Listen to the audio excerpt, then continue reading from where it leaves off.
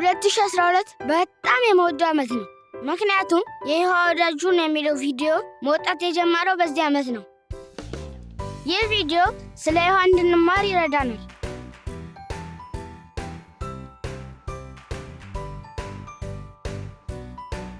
ቪዲዮ የሚሰራው እንዴት እንደሆነ ማወቅ ትፈልጋላችሁ? እስቲ እንዴት እንደሚሰራ እንመልከት። ስራው የሚጀመረው ከበላይ አካል ነው። ይኸው ካሌብ። አመሰግናለሁ። ምን ትምህርት መማር እንዳለብን በጥንቃቄ ይመርጣሉ። ከዚያም ሐሳቡን ቤቴል ለሚገኘው የአኒሜሽን ዝግጅት ክፍል ይሰጣሉ። እነሱም ይወያዩበታል። ከዚያም ታሪኩን ይጽፋሉ። አሁን ድምፅ መቅረጽ ይጀመራል። ካሌብ ናና መክሰስህን ብላ። ከዚያም ሰዓሊዎቹ ታሪኩን በስዕል ያስቀምጡታል። ቤት፣ ወንበር፣ አውሮፕላንና ሳይክል ይስላሉ። ሰዎችንም በ3D ይስላሉ። ስዕሎቹን አንድ ላይ በማገጣጠም ፊልም ይሰራሉ። በጣም ይገርማል።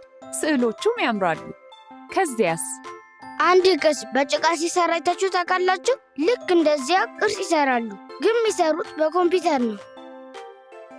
ምንድን ነው የጎደለው? አሃ ከለር አልተቀባም። አሁን ጥሩ ነው። ስለዚህ ታሪኩን ይጽፋሉ፣ ድምፁን ይቀዳሉ፣ ስዕል ይስላሉ። ቀጥሎ ምን እንደሚሰራ ታውቃላችሁ? ምንድን ነው? ካሌብ እርዳታ ፈለክ? ምንቁስል ጥርጉ ጡንቻዎች ስለማይሰሩ እኮ ነው። ጡንቻዎች ልክ እንደ እውነተኛ ሰው በ3D የሚሰሩ ሰዎችን መንቀሳቀስ እንዲችሉ አጥንትና ጡንቻ ያስፈልጋቸዋል። አጥንቶቹና እነሱን የሚቆጣጠሩት ነገሮች ሪግ ተብለው ይጠራሉ። ዋይ! እባካችሁ አታንገላቱኝ። ሪጉ እንዴት እንደሚሰራ መሞከር ትፈልጋለህ? ዋው! አሁን በደንብ መንቀሳቀስ ቻልክ? አሁን ቻልክ። አሁን አኒሜሽን መስራት ሊጀመር ነው። መጀመሪያ የሰዎችን እንቅስቃሴ ያጠናሉ።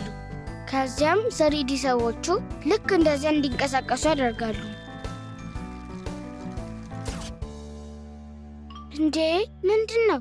አንድ የጎደለ ነገር ያለ ይመስላል። ምን? መብራት ያስፈልገናል። ሌሎች የሚያዩን መብራት ካለ ነው። እባካችሁ መብራቱን አብሩልን። እናመሰግናለን። ዋው! አሁን በደንብ ይታያል። አየህ፣ እነዚህ ነገሮች ለየብቻ ነው የተቀመጡት።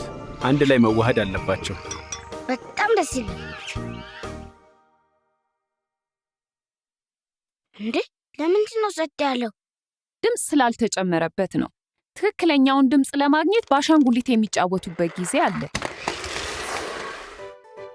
ከዚያም ሙዚቃ ያዘጋጃሉ። ለምሳሌ ሁልጊዜ ጸልይ እንደሚሉ ያሉ አዳዲስ መዝሙሮችን ያዘጋጃሉ። እነዚህን ልጆች አያሃቸው? በተለያዩ አገር ያሉ ልጆች ከ100 በሚበልጡ ቋንቋዎች ሲዘምሩ ይቀዳሉ። Chérie, je vais te préparer un bon petit sandwich, d'accord? እንዴ ንግግራችን የተቀየረው ለምንድን ነው? ሁሉም ልጆች የምንናገረውን ነገር መረዳት እንዲችሉ በተለያዩ ቋንቋዎች መተርጎም አለበት። ሌላው ቀርቶ በምልክት ቋንቋ ጭምር ይተረጎማል። ይሖዋ ልጆችን ይወዳል። ይህ ተከታታይ ቪዲዮ ልጆችን የሚያስተምረው ትክክልና ስህተት ስለሆነው ነገር ብቻ አይደለም። ይሖዋ እውን ሆኖ እንዲታያቸው ያደርጋል። እንዲሁም የእሱ ወዳጅ እንዲሆኑ ይረዳቸዋል።